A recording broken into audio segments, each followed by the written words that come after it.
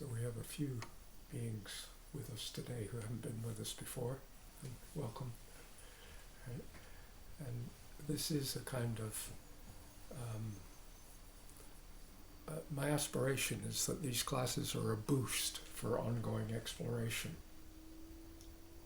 The thing is you didn't miss out anything if you weren't here for the other boosts, because the ongoing exploration is nothing other than our ongoing living. And so we've all been doing that. And perhaps I hope the words can still speak to you, even though we'll make reference to the Sadhana, which is called the Sadhana of Buddha Amitabha. But if we think of bud and bud, in the English word bud, blossom, flowering, right? And we think of Amitabha as the Buddha of immeasurable light and love. Right? So we have a blossoming of sublime understanding, light, right? Luminosity and love. And so we're using this kind of traditional sadhana to perhaps, what can we call it? You know, we're going to garden our lives, right? And bring forth blossoms. And it strikes me, as I'm sure it strikes you, that at this time, since we saw you last, you know, catastrophic violence, there was already catastrophic violence happening in the Middle East, but it's sort of, how can you have catastrophic,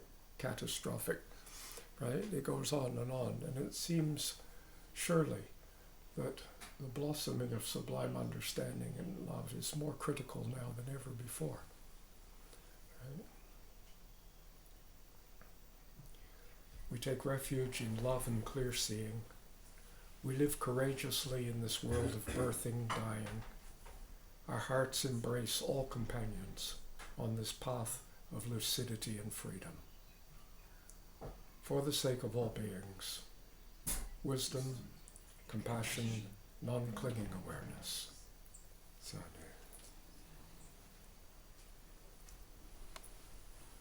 Someone just arriving? Yes. Yep. Please come in. Just putting your stuff together.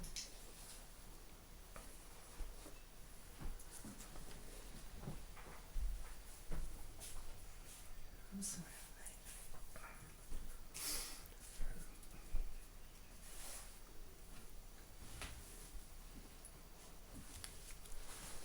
I'd like to start today with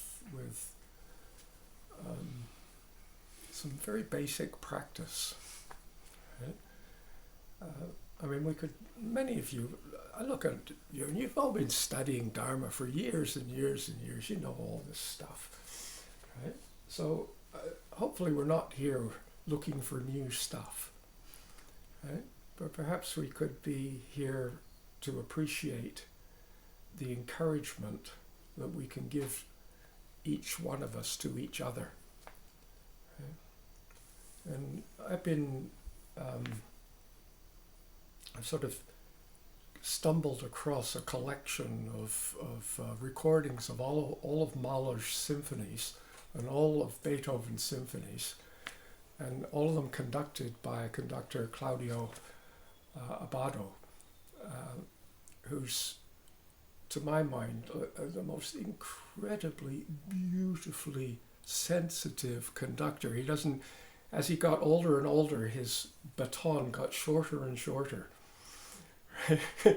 I saw some films of him when he was young, and he had a kind of traditional length thing, right? And then his baton started, he got like a half, it was almost like he had an old pencil or something, right? And he was just, and then he got cancer and had to quit all his, I mean, he was all over the world conductor. He was some of you will have heard of him, I'm sure. And when he came back from the cancer and had a few more years of working, right, he had no baton, right, and he was, and they, you know, this, I'm watching a series in which they also interview the um, musicians who work with him, and they're struck by the difference between his approach and many of the conductors that they work with, right? And you're saying, like, he hardly says anything. It's just in the gesture and so on. And you watch and listen, right, to these symphonies, and there's just an extraordinarily, he's encouraging, like, every member of the orchestra, right, to really pay attention to every other member of the orchestra, right? And they're all kind of moving like this. And it occurred to me that this was really what meditation's all about, right? We sit down into the kind of symphony of our life and living, right? And there are many, many different musicians, right? There's whole sections of musicians, like we've got the string section of the violins and the violas and the trumpets and the trombones and you've got all those instruments in the orchestra, and we have cells, and we have organs, right? And we have different kinds of systems and groupings of cells and organs, and they're all, like, when we're functioning well, they're all listening to each other and moving with each other, right? And they're not just doing this to make beautiful music. This doing that they're doing is called living. They're growing together, right? And so imagine a symphony made up of an orchestra of orchestras, right? Like, each one of us is an orchestra. And you just very subtle adjustments, a thought, a feeling, a memory, a shift of sensation, a perception, right? And I don't know who the conductor is, but I know you have a feeling that there's a conductor, because you do have a feeling to a degree of agency, right? That you can do things. I chose to kind of walk in here and wear this sweater today, or wear this shirt today. And, well, I sort of chose, except that even the sense of me choosing it arose out of the symphony. But nevertheless, right, there's a difference between listening to Mahler's first, conducted by Abbado, and conducted by a different conductor, even with the same orchestra, right? So let's not disparage. We'll do a kind of classical, not classical, a common Buddhist thing, and say, well, the conductor's just an illusion, right? But I'm not quite sure. I mean, it may be just an illusion, but I don't know that the conductor doesn't serve a function, right? And so here we are, we're a world, right? And we're somehow living and growing together, and the living and growing together is the music that we're making. And we can make music of 2,000-pound bombs. Right? That's a very different music. Right? And we can make a music of a blossoming of sublime understanding and love. Very different music. Right? And so at the beginning, this is our meditation, this is our practice. And we're using the structure of this sadhana maybe to remind, not even to enhance our practice, right? But to simply remind us of our practice. Because when you remember your practice, it's, how did I ever forget? And so we might call this a practice of meditation.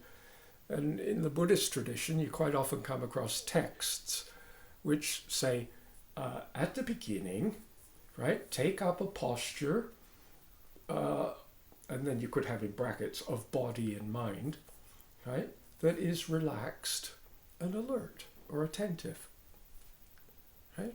Just relaxed and attentive to all the other musicians. I take up a posture, but what about my cells taking up a posture? right? My molecules taking up a posture. They all have postures.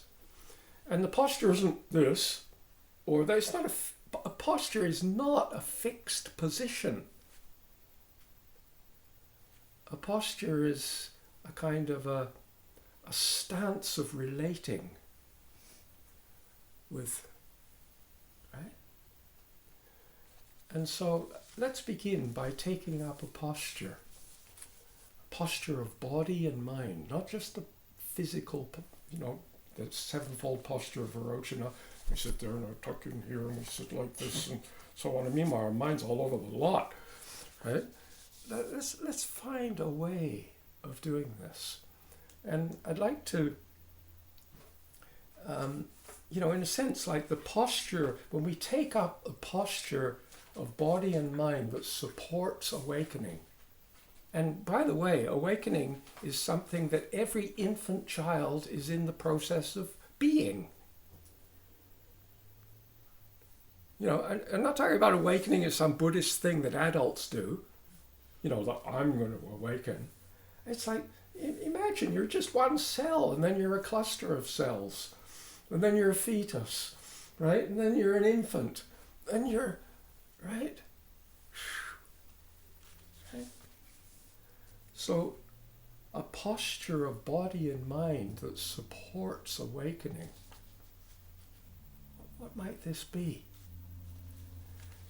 And in a way we could say this is the heart of practice, taking up a posture of body and mind that supports awakening. And so I'd like to just kind of read through slowly it's not really a poem, it's a kind of a versified reminder. Okay? And I called it the heart of practice. And as I'm reading this through, I'd like you to, or I invite you, right, to see if you can just check what you're doing right now, right? Like settling into a posture of body and mind that somehow reflects the qualities of this description of the heart of practice. It goes like this. Love, not push. Presence, not futurance. Forgiveness, not judgment. Humbleness, not arrogance. Gentleness, not jumpy, twitchy, stop-start. Breathing now, not dreaming of elsewhere. Smiling now. What else is there? Simplicity now, not franticness fractionating.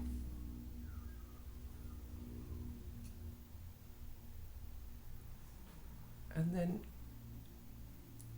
where do we do this? Watching the sunrise, hearing the bird call, hearing the dog bark, feeling the earth turn, tending the garden, one weed, one plant, one leaf at a time. Sitting when sitting is good. Lying down when lying down is good. Moving when moving is good. Flowing with nature.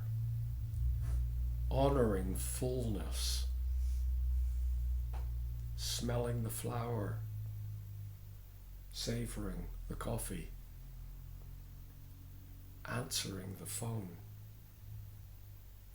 embracing the healing, this wholeness, this mystery, knowing our roots, our backup, the triple ground, ecological, ancestral, and inspirational grounds of being. Contemplating the great mystery of the so-called ordinary.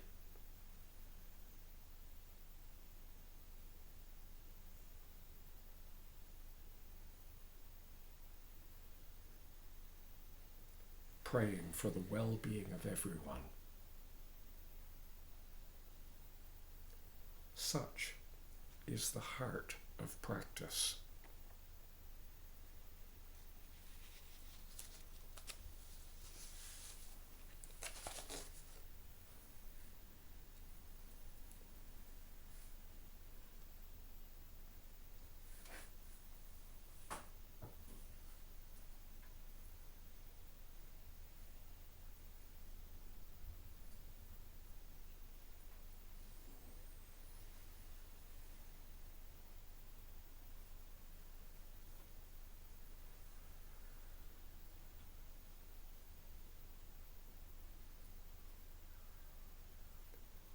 And if we could begin to appreciate that these hints, if you like, I mean, this poem could go on forever, but they're hints at the heart of practice.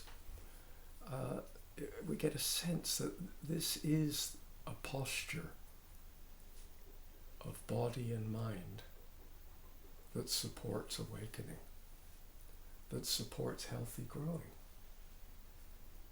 Right? And with this we can, imagine for a moment we just became really good at this, so that we could just remember the heart of practice and just drop into it and then begin to garden. Remember the heart of practice, drop into it, and then begin to meditate. Right? And then begin to study. And then begin to do that business deal with someone. And then begin to negotiate a peace settlement. Right?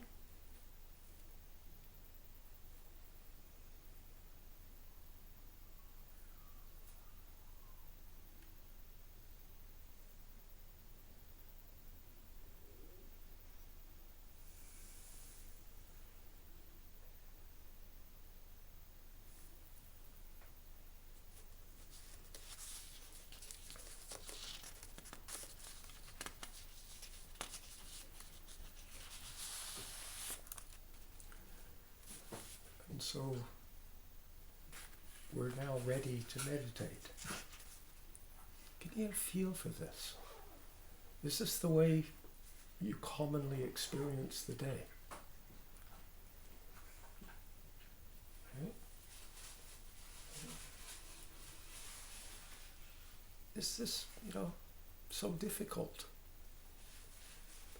Right?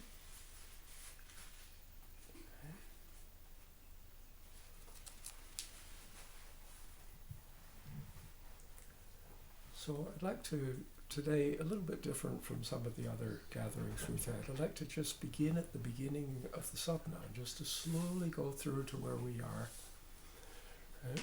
I'm going to make a few comments as we go. And then the main part of this class today, we'll look at the section of Refuge.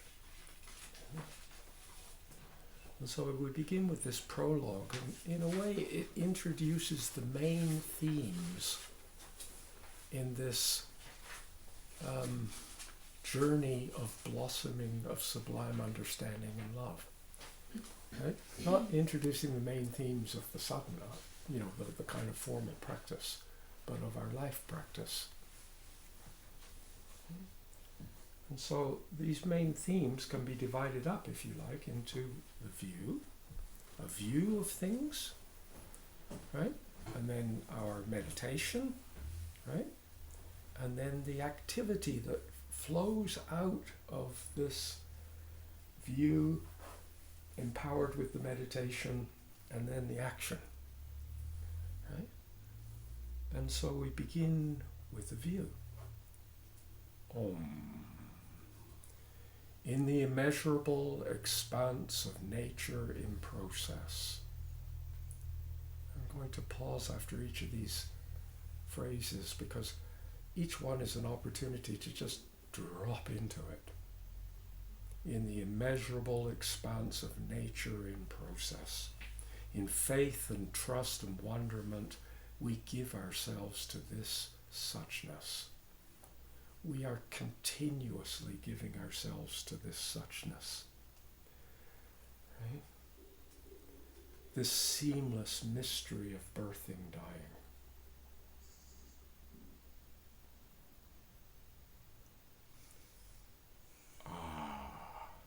And we come to the meditation. Spacious, loving, with feet solid in the earth, the ground of becoming. We nurture the hints at blessedness, the myriad faces and masks of luminous knowing.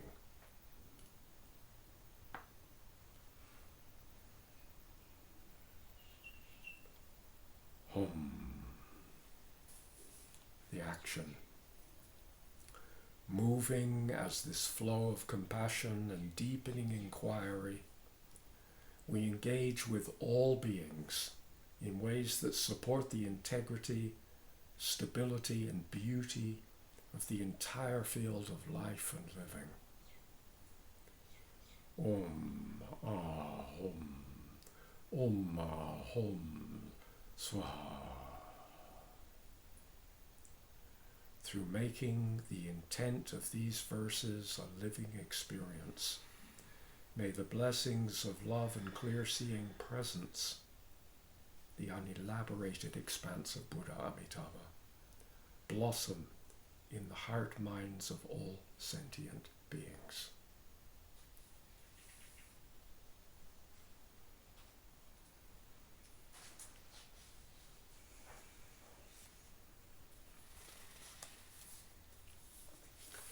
And then we contemplate the ancestral ground. And this section is really inviting us into a more detailed analysis of our life situation. Okay? This is the first kind of view, that verse at the beginning, the prologue, gave us kind of a giant overview. And then we're starting to kind of focus down right into a bit more detail. Contemplating the worlds both within and around you. As I say, this is probably, if you believe in lots of lifetimes, this is probably multiple lifetimes of work. It's probably unending, because the worlds within you are changing as you go, and the worlds without you or around you are changing as it goes, and so you'll never really grab them. Right? It's a contemplating the worlds both within and around you. This omnipresent ancestral ground.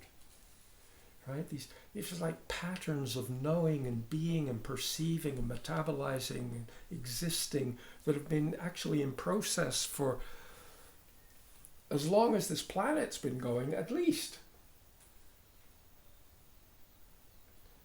Right?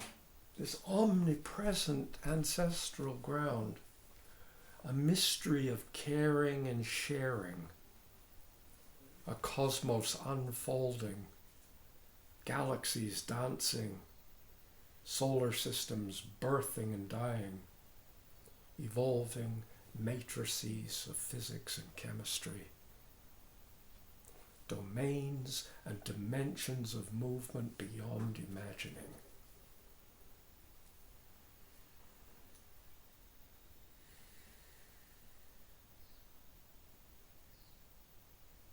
Intermingling atoms, molecules, cells, tissues, organs, and organisms.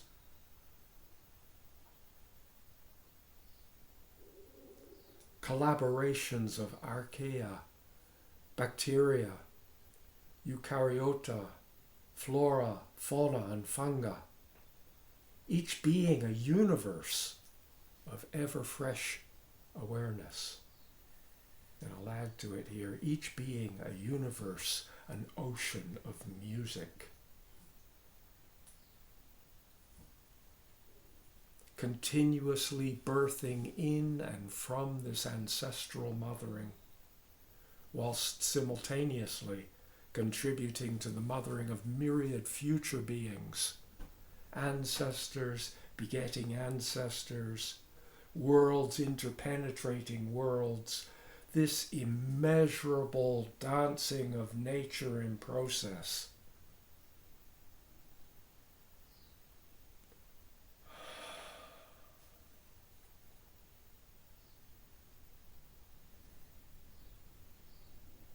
And that's the sadhana.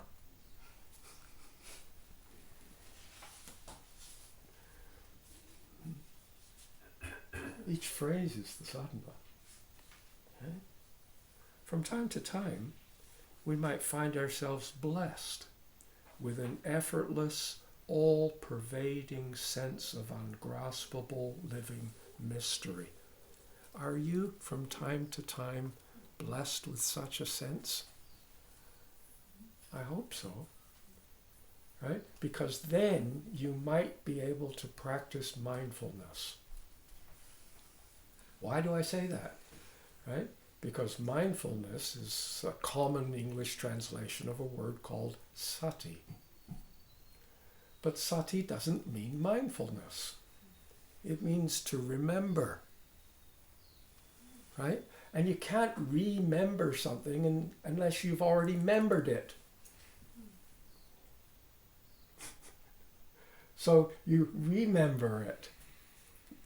This knowing is already present. Right? And so now, from time to time, we find ourselves blessed. Is it not blessed? Right? Have you ever tried to do this? Mm-hmm. I know many beings, myself included, have poured tremendous effort trying to do this. Right? And then after a long period of exhaustive practice and everything, you think, well, I'll just have a little break and have a cup of coffee, right? And you step out of your meditation cell, right, with the coffee steaming in your hand, and a bird lands on a bush, and the sunlight just comes in and bounces off the feathers in such a way that it hits you in the eye, and suddenly there's this intuitive certainty of the interconnectedness of everything. You go, oh, and you didn't try to do anything. In fact, these moments of blessing seem to come at unexpected moments. Not that the practice is useless. It might be priming the pump, perhaps. Right? It's like preparing the ground to make it more likely that we might notice these things. But unless we give some space here, right? So from time to time, hopefully, right, all of us find ourselves blessed with an effortless, all-pervading sense of ungraspable living mystery. And you don't, oh my God, what's going on? It's so complicated, I've got to understand it. Well, that's not being blessed with ungraspable living mystery. It's like, there's a huge, this is a huge letting go that, how did I forget? Oh my God. It's so simple. It's so cheap. It doesn't cost anything. It's always available. And yet, I so easily seem to get caught up in stuff. Not you. You're permanently in this blessed state, right? In such moments, striving vanishes. In these moments of like, it's just you're not trying to do it, you're not trying to get rid of anything, you're not trying to get something, right? And we simply rest in and as this flow of being and becoming, maturing in the art of learning and sharing as we go. Right? There's an art of learning. It's like I remember I had this idea. I was very kind of opinionated and filled with myself, especially when I first met Rinpoche. Right? And I wasn't taking any of this kind of religious. The Dharma Center was a cult, and it was like all the people were just like, they were all like, but I'm not going to do this. I'll go along to get the teaching, but I'm not getting involved with this cult thing, right? Of course, then I became a signed up cult member, right? And I thought, well, I just want to learn. I just want to know what Rinpoche knows, and then once I've learned that, I'll leave. It was very clear. This was absolutely my kind of opinion of what was going on. And then slowly it began to dawn on me that what I thought Rinpoche knew that I wanted to learn was irrelevant. And what I never imagined Rinpoche sort of manifested, which was actually what I wanted. I had never imagined it. Right? And finally I was able to start to put some words to it, and I realized that Rinpoche knew how to learn. And so this idea of learning, I was learning how to learn. Except I'm still learning how to learn, so I haven't really left him yet. It's still happening, right? But when I've got it, I'll leave, right? In the Buddhist tradition, you say, I take my refuge until enlightenment is reached. Right? But until enlightenment is reached, you still, in a sense, take refuge. Right? And until you've learned everything there is to learn, you're still learning to learn. Because it's not that there's stuff out there to learn. Right? Because the stuff itself is growing and changing all the time. So there's no end to the learning. Right? So this is why I describe it. In such moments, striving vanishes as we simply rest in and as this flow of being and becoming, maturing the arts of learning and sharing. Like on one hand, we're learning and deepening in skill and engagement with the world, and on the other hand, we're sharing with every opportunity we have for sharing whenever it comes up as we go. Unfortunately, that's not in the text. Frequently, though, in the demands of daily living, can you relate to this? A fog of forgetfulness engulfs our being, and we lose touch with this expansive naturalness. Instead, have any of you lost touch with the expansive naturalness? Right? Instead, we wander here and there. I'll go to this retreat. Maybe I'll study this text. Maybe I'll enroll in a course. Maybe I'll just go to sleep. Kind of wander around looking, right? Wander here and now, feeling disconnected and somewhat isolated. There's just me in this whole horrible, difficult world. Bystanders of life and living, hungry for we know not what, yearning for deeper meaning, for a sense of place and true belonging. How on earth can we carry out a war when we have a deep sense of place and true belonging? Right? In this evolving matrice of life that involves us all. How is this even possible? Right? At such times, just in case you slip into such a forgetfulness, right? Just earlier you were all thrilled with the ancestral ground, or you were giving yourself to suchness, but then a fog of forgetfulness came down and you kind of lost the plot. Right? At such times, taking to heart the following aspirations for refuge. can return us to grace. And so we come to the section of refuge.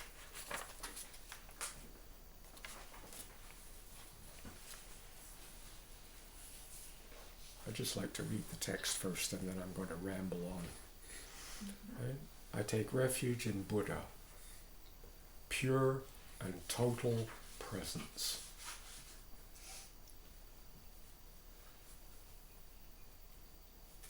I take refuge in Dharma, love, compassion, clear seeing, deepening everywhere. I take refuge in Sangha, the diverse ecology of bodhisattva activity. Through actively cultivating the six parami, may I be the Sangha, practicing Dharma, realizing the innate Buddha mind for the well-being of everyone.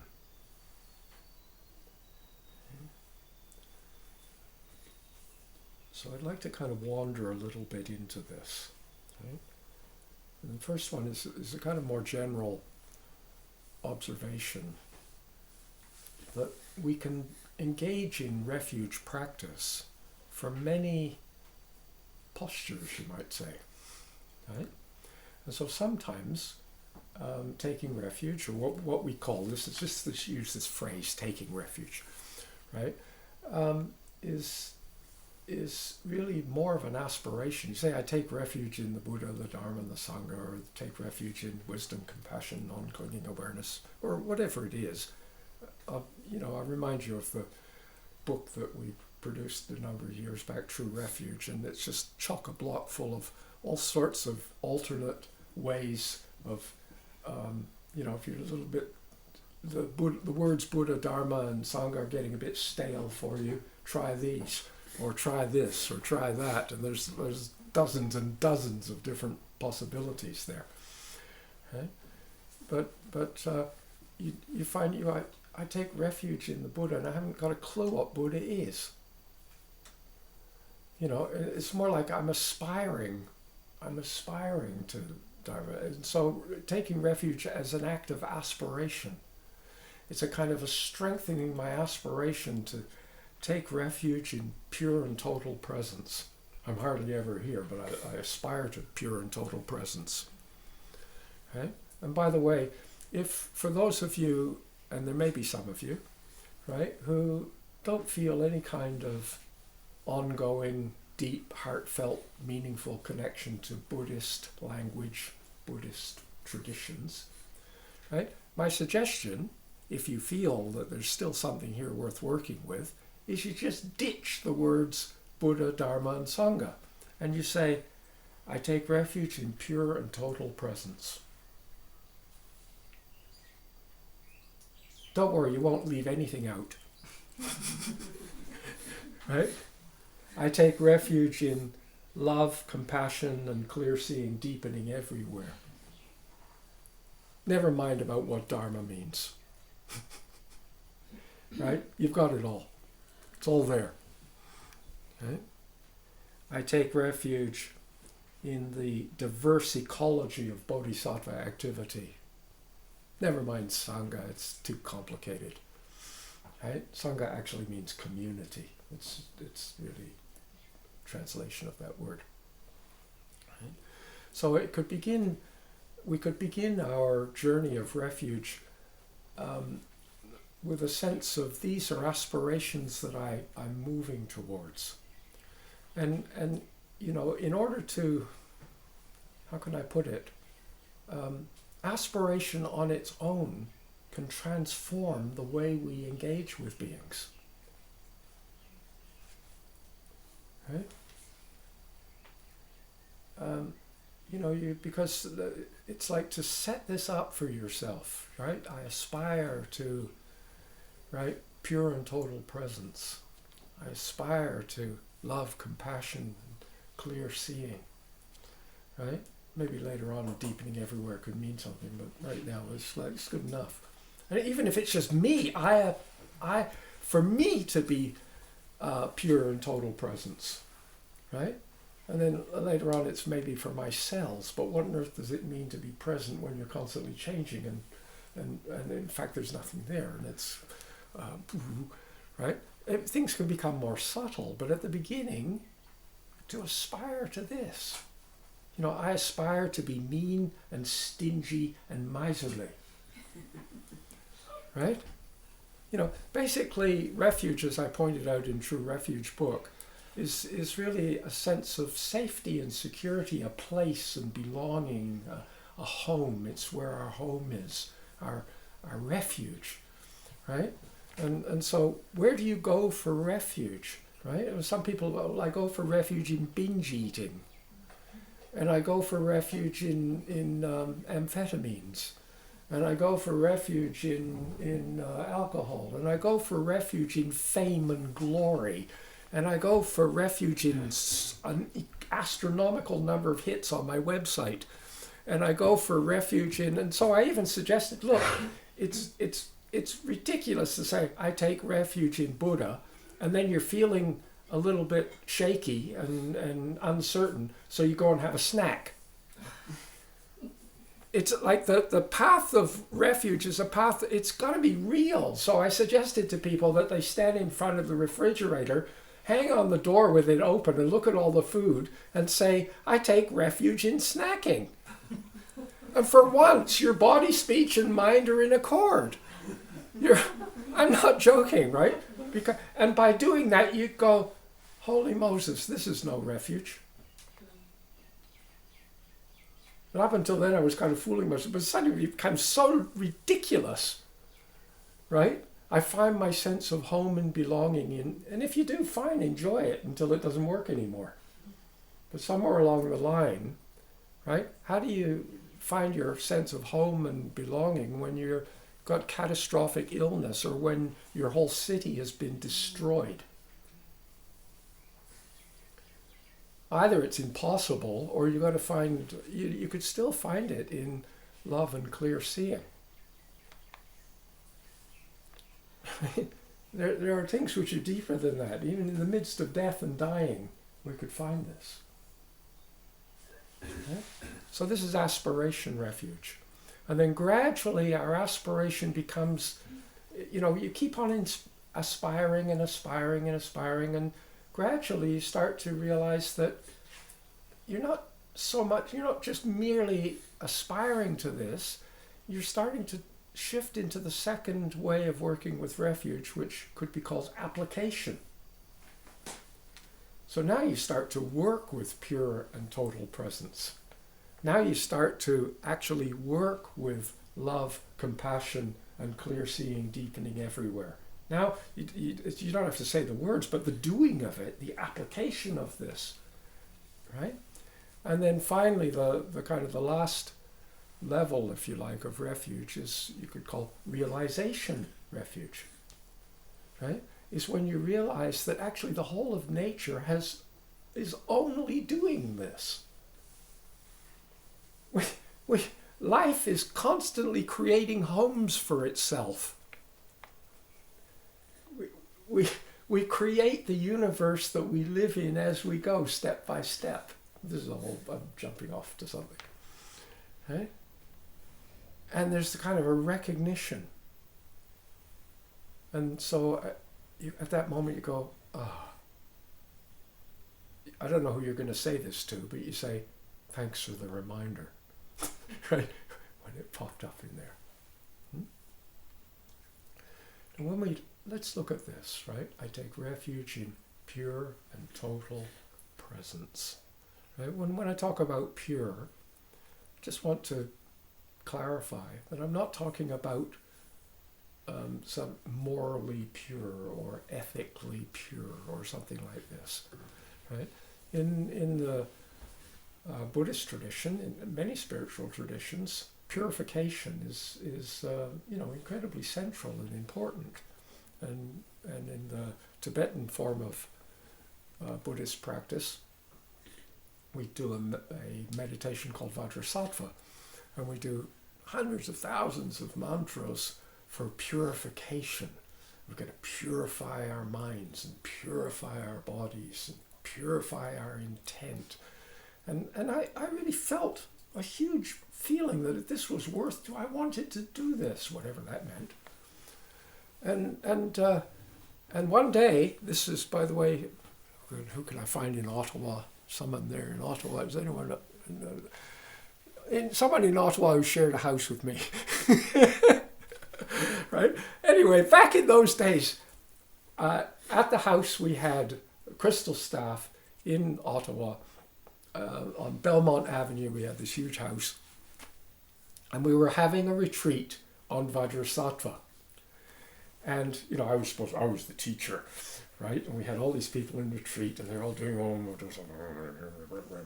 really working away at purifying themselves, right?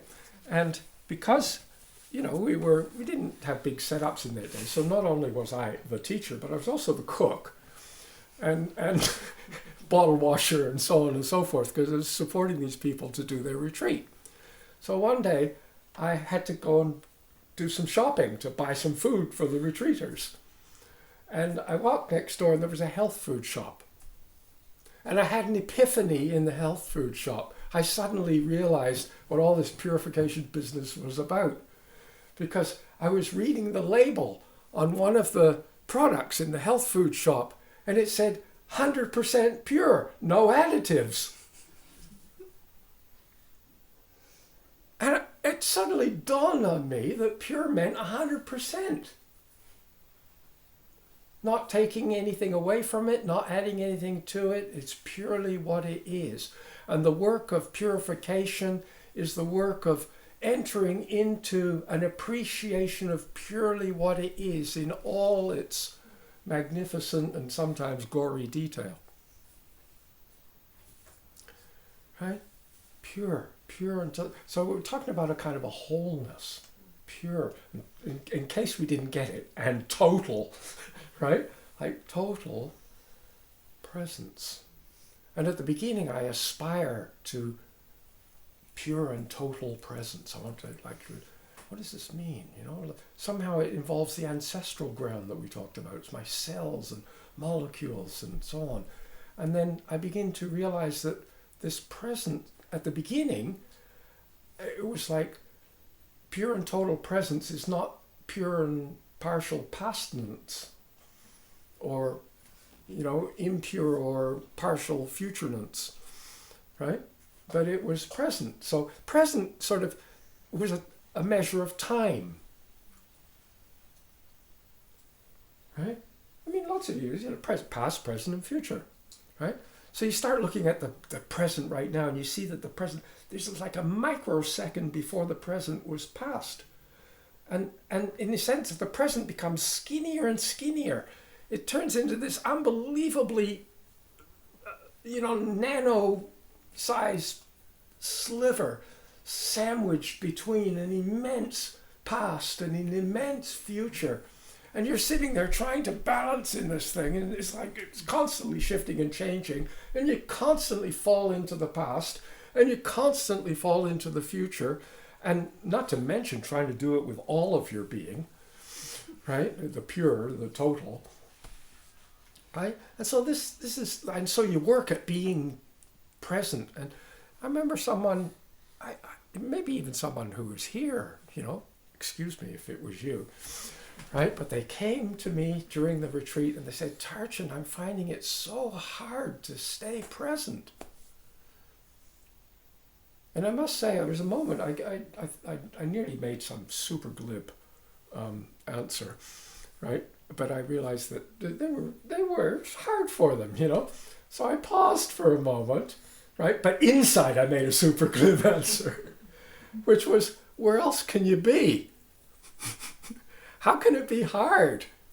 It's extraordinarily hard to be past. And it's incredibly difficult, if not impossible, to be future. But it can't possibly be hard to be present. Right?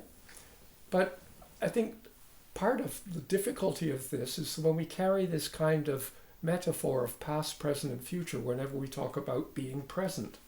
It's somehow future is false and past, and that's why I try to be present by opening my sense doors, and like so I see, because it's difficult to see in the past, you think, but it's not, right? Because it took time for the photon to bounce off the tree and get to your eye, and so you're still seeing a past tree, right? Right?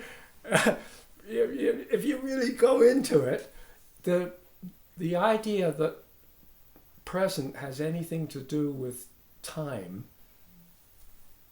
is not that useful for this meditation on pure and total presence, right? We begin to see that there is there's an ever fresh, I use this image of a cresting wave of now, but it's almost like ever fresh awareness, ever fresh relational activity, right? And now as a bystander, I look at it and I say, oh, this ever-present relational activity of a whole universe dancing is called an unborn child. And this one's called a baby. And this one's called an enlightened adult being.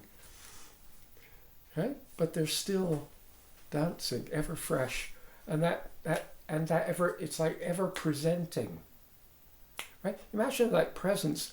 Imagine for a moment that present actually has more to do with Christmas than it has to do with time. It's like think in terms of a Christmas present is a gift, right? And a Christmas present isn't really much of a, what do you want for Christmas? Mm-hmm. Oh, I want a fire engine, okay, you'll get a fire engine, right? So then you wait, when do I get my fire engine, so it's not kind of a real present because it was given to you when you were already got it 3 days earlier when someone said you'd have it, right? But the real present, a real present has to be gift wrapped and you don't know what it is. And you only know what it is when you undo the wrapping, right? And then you get, And I was asked just the other day if I needed more time to write out this class. But they thought I was going to,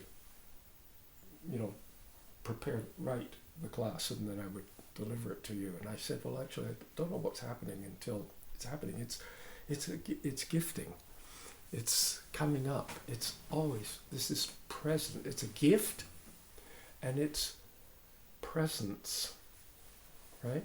Pure and total presence, right, is in this suchness, right? We'll leave it there, right? I'd like to, we'll skip the Dharma, because in a way we're going to be talking about this all the time, all the way through. I take refuge in Sangha, the diverse ecology of bodhisattva activity. Right? The diverse ecology of bodhisattva activity. Sangha means community. And sometimes we erroneously think that Sangha means our particular little card-carrying, clothes-wearing, hand gesture-making community. Right? But actually, the Thich Nhat Hanh, he had this phrase, the community of interbeing. And in a way, that's the only Sangha. There's only one Sangha. It's the Sangha of interbeing. And everyone's part of it. Christians, Muslims, atheists, scientists, artists, layabouts, stupid people, intelligent people, we're all part of this Sangha. We're all part of this orchestra. And together we're making music. Let's see if we can make some beautiful music. Right? And so bodhisattva, or eco-sattva, if you like, everyone's like a flowering and in the process of flowering, of bodhying, of opening. Right? And so we talk about the diverse ecology of bodhisattva activity. Right? What is the fundamental activity of the diverse ecology of awakening being activity, right? It's like I stubbed my toe this morning and it hurt. And then I put some ice on it and then it kind of slowed down, it's kind of faded. And then I forgot about it until now, right? And, there's part of the activities called healing. We're in a process of continuously healing. I slough off cells off my eye every day, right? And we're growing fresh and so on. It's like we're constantly adjusting to make it work. Everything's just trying to make it work, except it's not even trying to make it work. Everything is just making it work. You don't even need the trying. We load ourselves with all kinds of dukkha. We're trying and it's so hard and we're practicing and so on. But does life need practice to live? Imagine, you get to talk to life. And life, what's your practice? Well, I'm doing Vajrasattva. I'm studying medicine, or life is, the practice of life is living. Well, what, could you describe the practice? I don't know, I'm still in process. Yeah?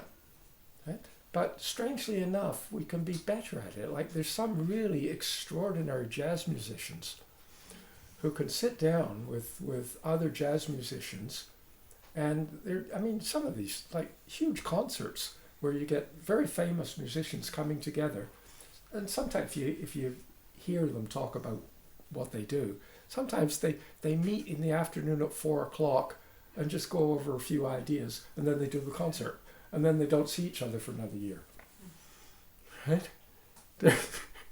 Right? They're not practicing to do this, right? But their practice is moving and growing and adjusting to each other and so on. They've become good at it, right? And so this ecology of bodhisattva activity, we're not referring to here bodhisattva activity being a Buddhist of a particular sect doing their activity of their particular prayers or their particular forms of practice and so forth. That's not what we're talking about. We're talking about the vast ecology of bodhisattva activity, right? Life unfolding. Right? I take refuge in pure and total presence. I take refuge in love, compassion, and clear seeing deepening everywhere. I take refuge in the diverse ecology. It's like so many different ecologies of bodhisattva activity, right? Each one of us is an ecosystem. You think you live in an ecosystem. Well, you do, but you are also an ecosystem. Worlds within worlds within worlds, right? And the diverse ecology, right? This ecology and that ecology. And the single cell is an ecology of molecular participants. A single molecule is an ecology of atomic participants. Right? And this is just a simplistic way of speaking about it. Through actively cultivating the six parami, generosity, right? There's something here, there's lots to do here, right? And then what does it mean to just be present in a generous spirit? Can you do this right now? Just for a moment, pause and invite a kind of a strengthening of generosity in this moment of pausedness.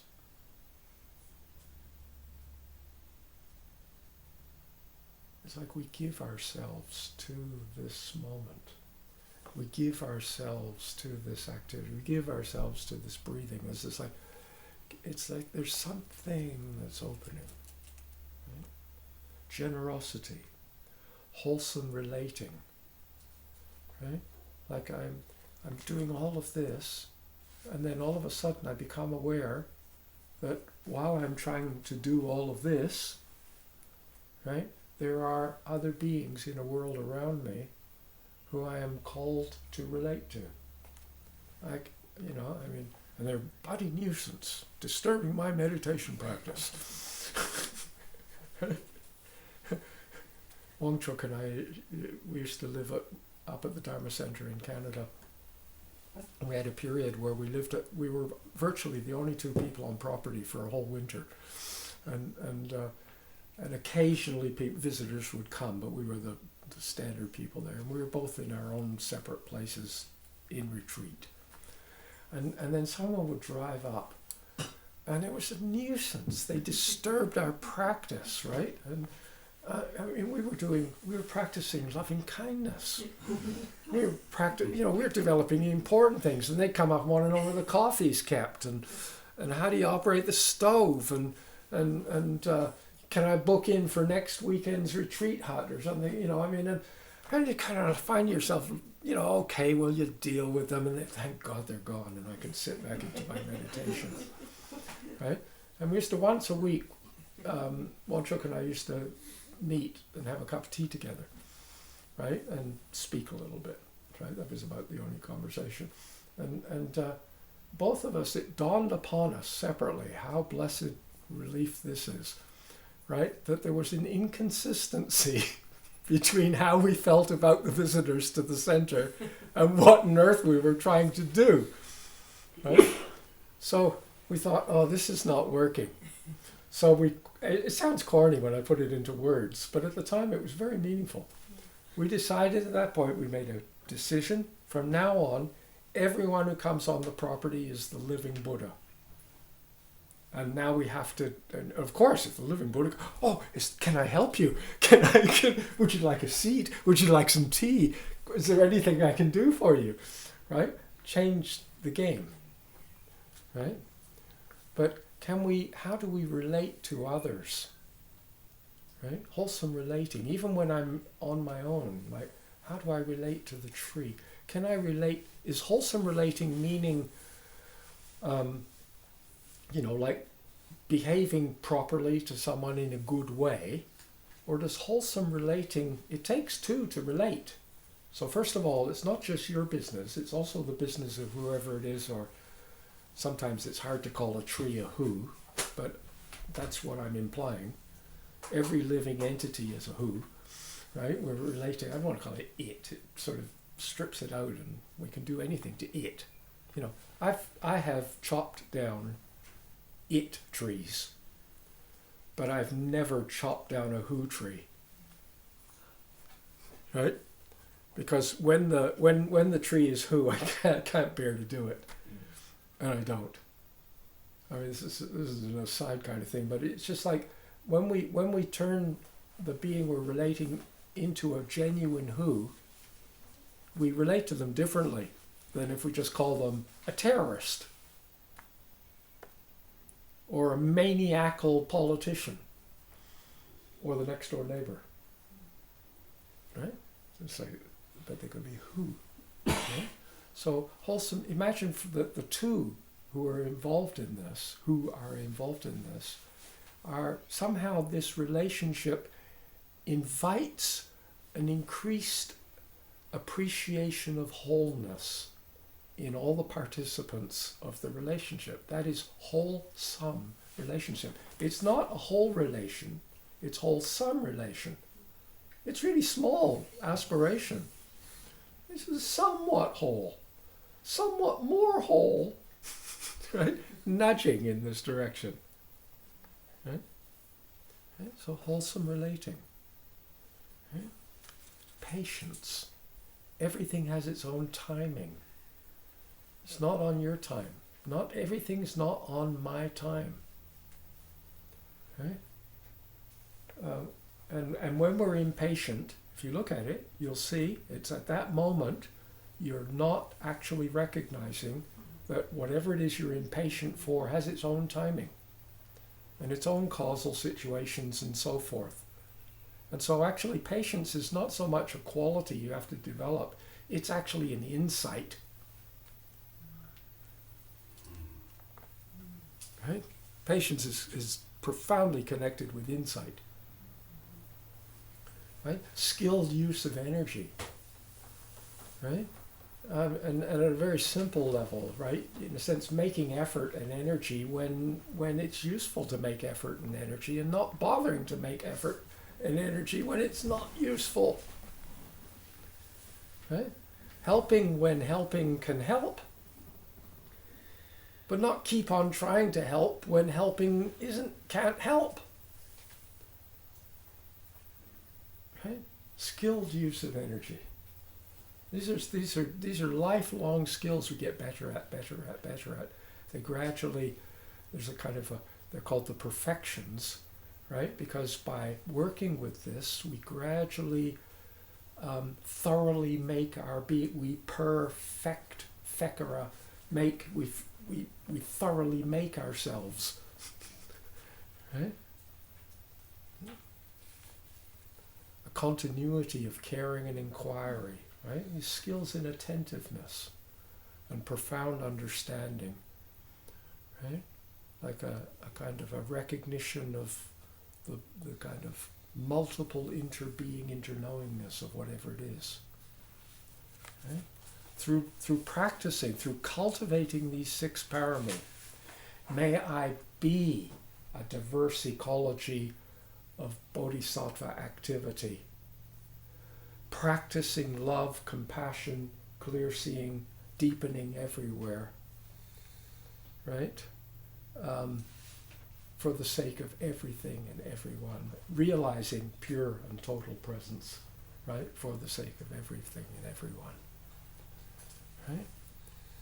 And I know in my early days, I always, I was easy to associate with Sangha. Because when I became a monk, it was sort of said in the kind of language, oh, you're now a member of the Sangha. Because as if Sanghas were people who wore robes, right? And then I was kind of expanding it. And we were astonished when we were traveling with Rinpoche, and we met people who seemed to be intelligent and have deep understanding. And they weren't even in the Dharma, right? It was just astonishing to us, right? And so I was a Sangha of Dharma practitioners, right? So you're kind of expanding the sense of Sangha, right? And then, but somehow you get a sense, well, I belong to this organization, and this is a member of my community, and whatever it is, I'm part of the Sangha. I'm on the mailing list, right? And then I'm busy practicing Dharma, which is like hard work, and there's lots to do, mindfulness and all these meditations and sadhanas and so on. And eventually I hope I'm going to realize Buddhahood, but I don't quite know what that is, but it's probably something good, and I hope I get there, maybe. This is the feeling like Buddha was inaccessible, right? So imagine for a moment, like may I be the Sangha, not be a member of the Sangha. May I be community, practicing, because real community is what holds community together. Love, compassion, and clear seeing, deepening throughout that community. Right? And what are you left with after all this clear seeing? Pure and total presence. Okay? In the sadhana of Samantabhadra, some of you are familiar with this, a different sadhana. There is another form of refuge which is similar to this one, but it gives a little bit more detail, and I'd like to just read it out for you now so you can get a feel for it. It's also, by the way, I just recently posted on Green Dharma Treasury, or reposted, a kind of slightly edited collection that's called Reflections and Prayers, I think it's called. And it's the most recent blog post. And these 2 refuge prayers that I want to share with you are in that, if you want to look at them. So let's just pause for a moment, stand up and have a stretch.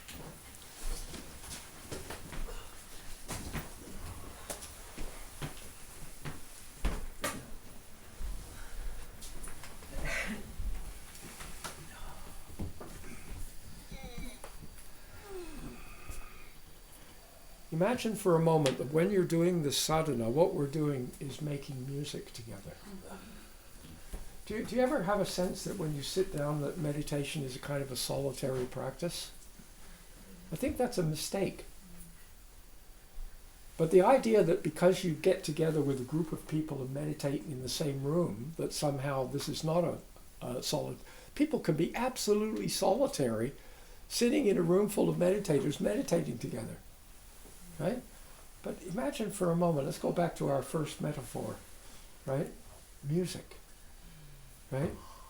And this, I am an orchestra. Imagine before the symphony is played, all the musicians go, we take refuge in pure and total presence. We take refuge in love, compassion, clear seeing, deepening everywhere. We take refuge in the diverse ecology of all musicians. And then we play. Okay? Okay? And so we kind of get this guy has to be.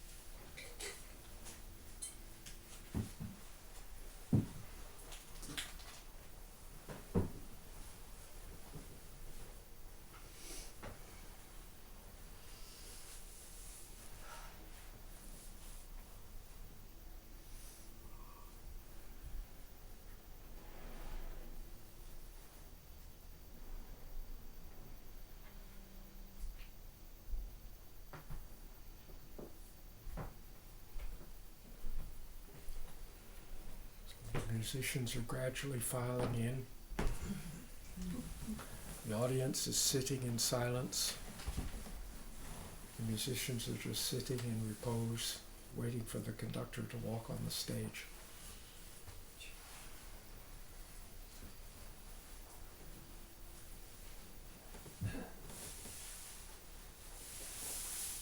We're preparing for this great concert, right?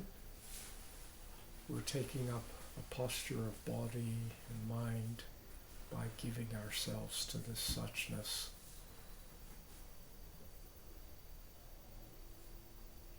By nurturing the hints of blessedness.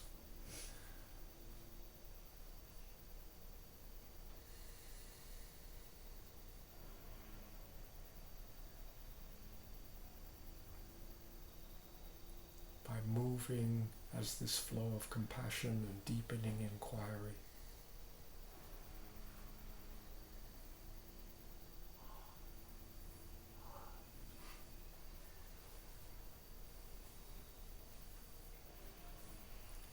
By checking in on all the musicians inside the orchestra of your singularity, your ancestral ground. Myriad skills of relational knowing in your toes, in your ankles.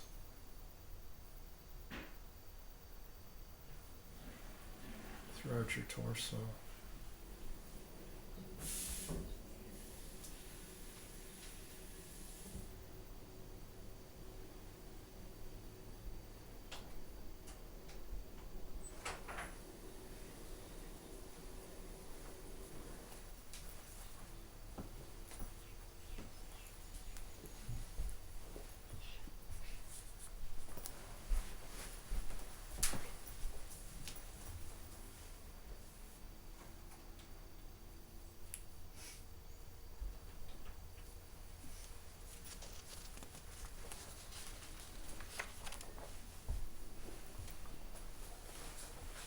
There's this moment of poised readiness where whatever this conductor is, it's almost like a raising of the, before you begin, before the first note comes into the whole.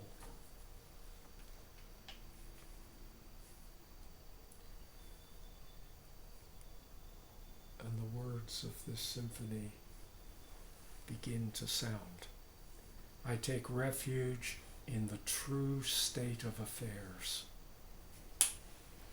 spontaneously present, ever fresh awareness.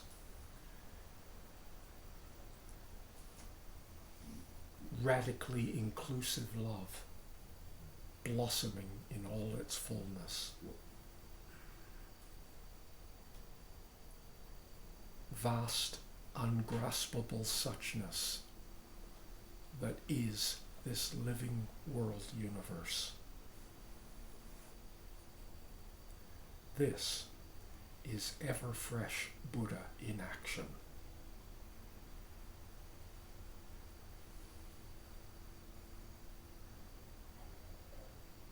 I take refuge in the true state of affairs. See if you can really feel as if your heart is saying this. Spontaneously present, ever fresh awareness. Radically inclusive love, blossoming in all its fullness.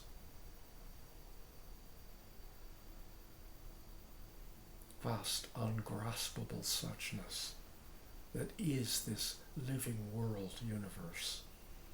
This is ever fresh Buddha in action.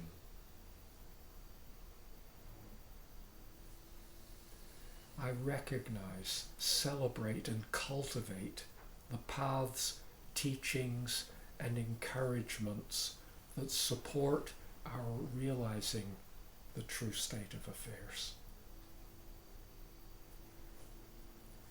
Day by day and night by night I bring forth generosity, wholesome relating, patience, skilled use of energy, continuity of caring and inquiry, and wise understanding. This is Dharma put to good use.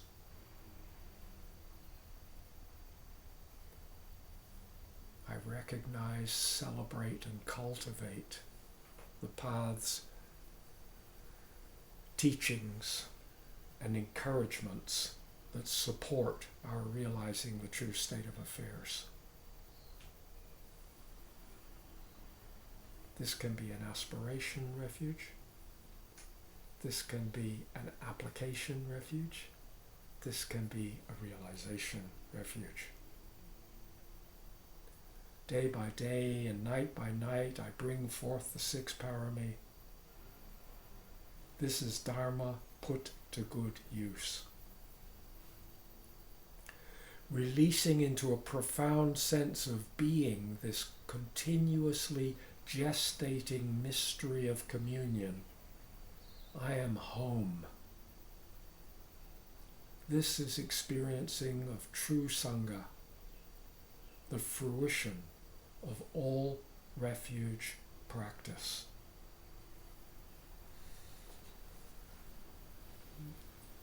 Releasing, releasing, releasing, releasing into a profound sense of being, this continuously gestating the unborn, it's constantly ever fresh, gestating, mystery of communion, of interbeing, interknowing.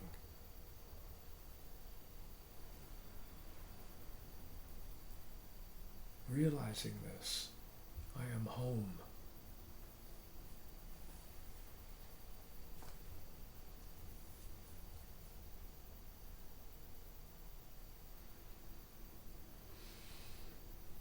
This is the experiencing of true Sangha. I think, beloved, this is my community. I belong here with these stars and these planets and these forests and these creatures and these beings and these kind of confused beings who are desperately trying to make their way and often hurting each other in the process because they're so unskillful. But this is my home. This is where I belong. Gradually, Buddha, Dharma, and Sangha appear to merge and mingle until we realize that each one contains and reveals the other two.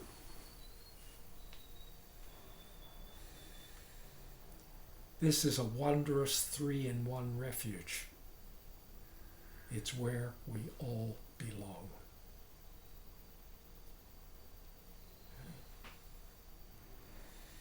And so in my mind, this is really saying the same thing as the refuge section of the Amitabha. Right? It's just a little bit more kind of wordy. Right? Here's a different approach. It's all beautiful. You could have a beautiful orchestra and they can play this symphony, it's beautiful. And then they play a totally different symphony and it's beautiful. There are many beautiful symphonies. Here's another one. Imagine it playing in the flow of your living.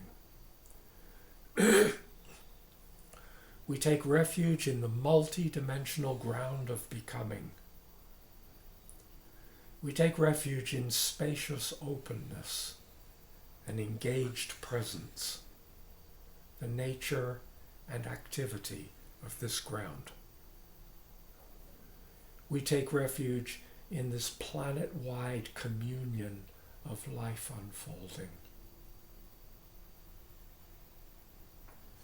May we actively cultivate generosity, wholesome relating, patience, skilled use of energy, a continuity of caring and inquiry, and profound understanding. May all beings realize awakening for the sake of everything and everyone.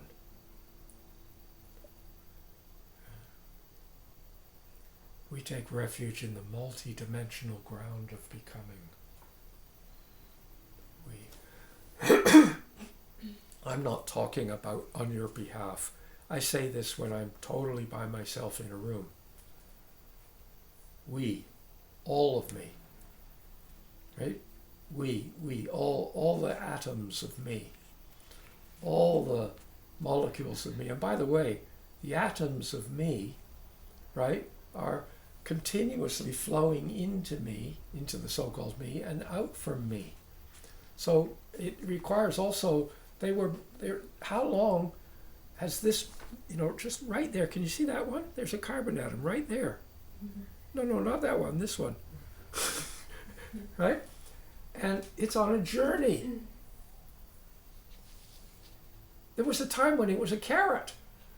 How amazing, right? It was like there was a time when it was peanut butter, right? But there was a time once when it was like a plasma in the midst of a sun, and you couldn't even understand that it was an atom. And somehow it's journeyed across staggering amounts of cosmic space and time, and it's kind of now dancing in here, lending itself to this particular protein. Right? That's so astonishing. And then later on it's going to kind of release and it's going to drift off somewhere else. It doesn't just drift off in the atmosphere and do greenhouse gas and do us all in. Right? It will eventually drift right off the planet. right? These are all parts of me. Without this, without, you say, well, I'm not interested in the river. I'm just interested in this drop of water here. But actually, the river flows through, and I'm made of rivers of becoming, right? So therefore I can say, we take refuge. And when I say, we give ourselves to this suchness, in my mind I'm constantly reminding myself, because it's just so easy to forget and say I and think I see. When as soon as I say I don't see, I'm blind. Right? It's the royal we. We are taking tea today. We have decided, I always used to think it was so snooty, this way of speaking. And then I began to realize that actually maybe they were all enlightened.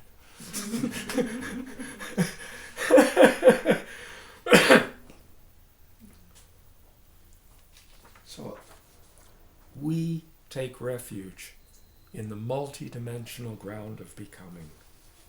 Right? This guy's taking refuge, and this guy's taking refuge, and this guy's taking refuge, and this guy. They're all in this multi-dimensional ground of becoming. Right? You could sit and imagine some neurotic cell dreaming of being a human. Right? It becomes whatever it becomes. Right? We dream of being rich and famous or whatever. Right? And meanwhile, what's going on here? Right? We take refuge in the multi-dimensional ground of becoming. We take refuge in spacious openness. Not empty openness. Spacious openness. And engaged presence. Not merely frozen, stunned mullet presence. I'm present. Right? But engaged presence. Right? The nature and activity of this ground of becoming. We take refuge in this planet-wide communion of life unfolding. Yeah. And with this, sometimes these words, the intent behind these words, can bring us back to that place of grace. But this moment of forgetfulness kind of covered over.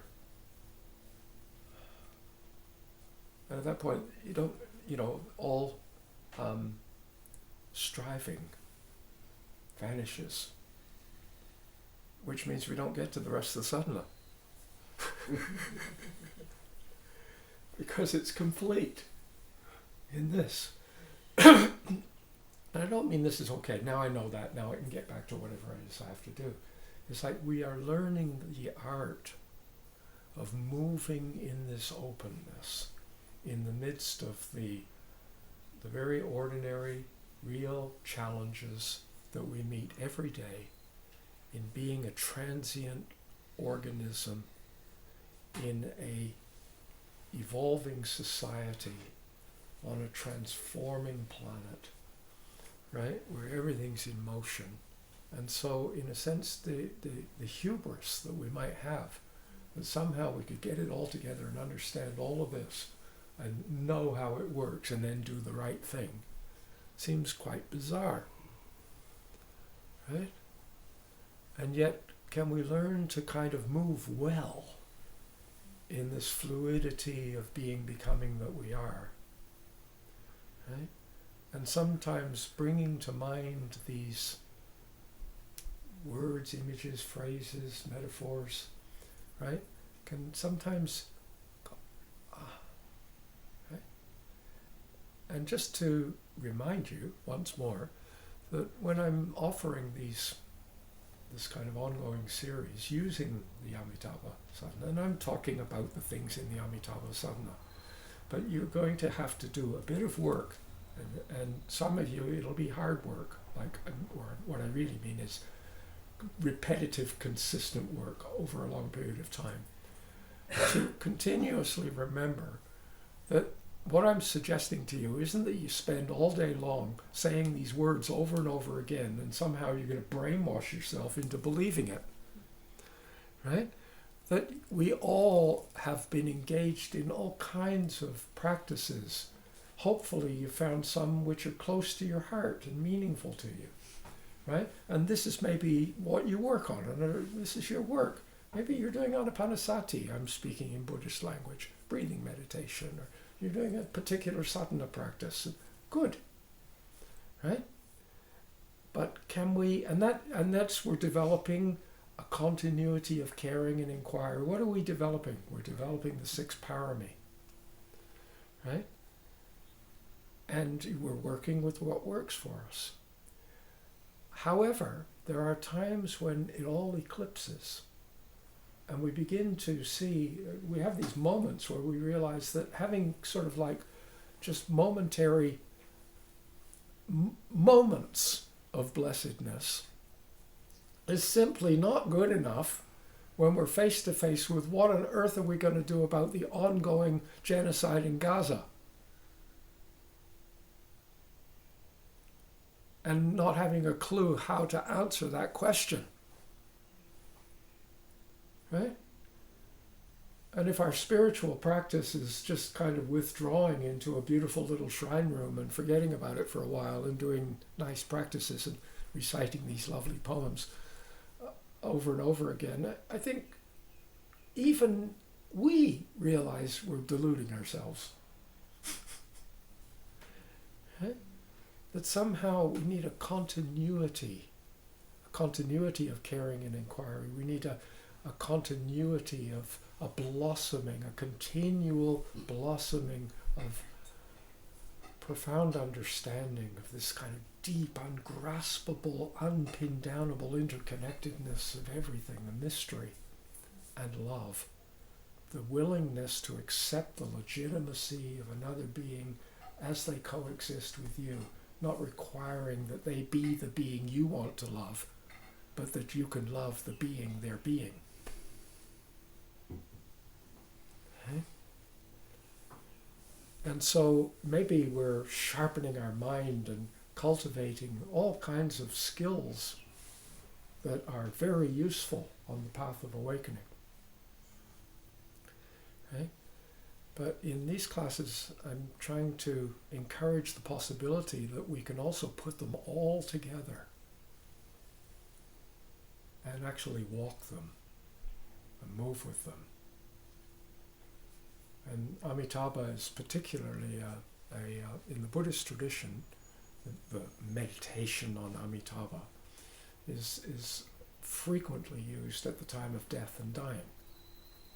Because what kind of state could we be in that would allow us to meet with death and dying in a way that we can still, even at that moment, still be a blossoming of sublime understanding and love.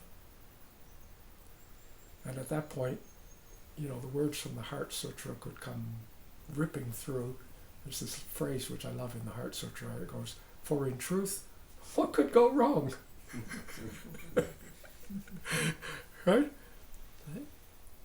And occasionally, in the midst of the impossibility of being able to resolve the suffering in the world, we see places where we could do something that would help.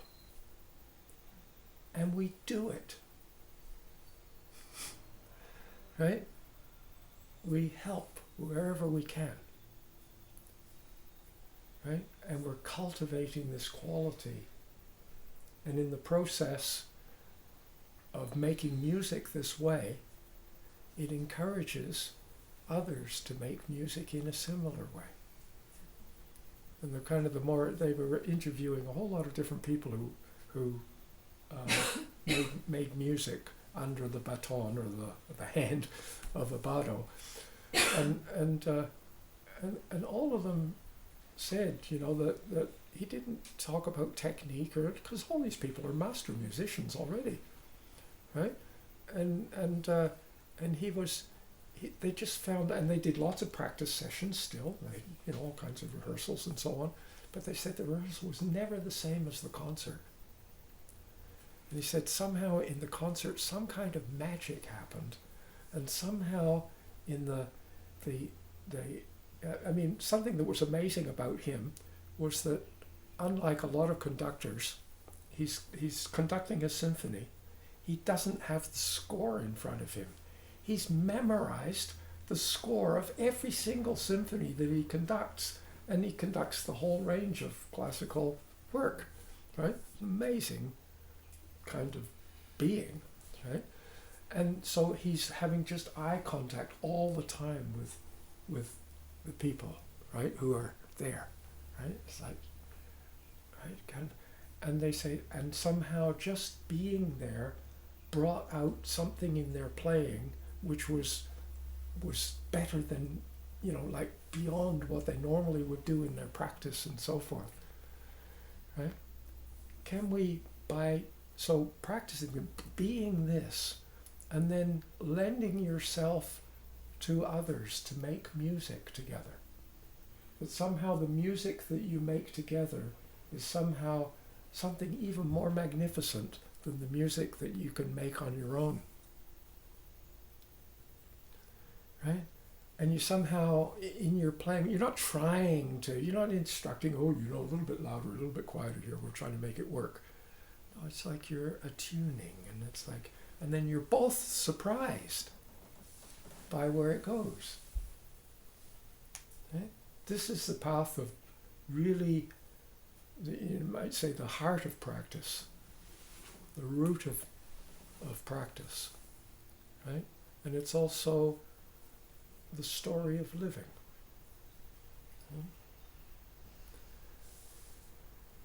And that's this morning. Okay. Next Sunday, the week gathering, we're going to do something just a little bit different. We're going to begin the session by inviting people to share some observations of how this kind of encouragement, I'm not talking about my encouragement to you, but your encouragement to yourself using these encouragements, right? How it's working for you. And also a time to possibly raise any questions that you might be really kind of wrestling with, right? And then we'll go a little bit further into the next section. But I haven't asked for observations or questions or anything as we've gone along, and that's a kind of a lack. But we used to do this all the time. But I also wanted to utilize and give you a sense of this material, right? But next time, so have a little think about it if you care to. And perhaps come if you want, right, already prepared, and we'll just see where it goes, and then we'll just add that little extra bit the next section. It's huge. I could spend the whole time on it, but we won't. We'll spend a short time on it, right? So, by the power of these wholesome activities, may our lives be rich with awakening. Living thus, may we abandon all unwholesomeness. In the very midst of this extraordinary mystery of gestation, of conception, right? Of gestation, of birth, of growing up, of thinking we've got it together, of realizing we don't have it together, of decaying, of falling apart, of disappearing. In the midst of this great extraordinary mystery, may we help all beings realize their true interbeing, interknowing nature. Sarvamangalam, Sarvamangalam, Sarvamangalam, Sarvamangalam. Thank you all. Right? Wherever you are, however you are, may it go well. Right? Thank you, Taj. Good. Thank you. Good. Thank you.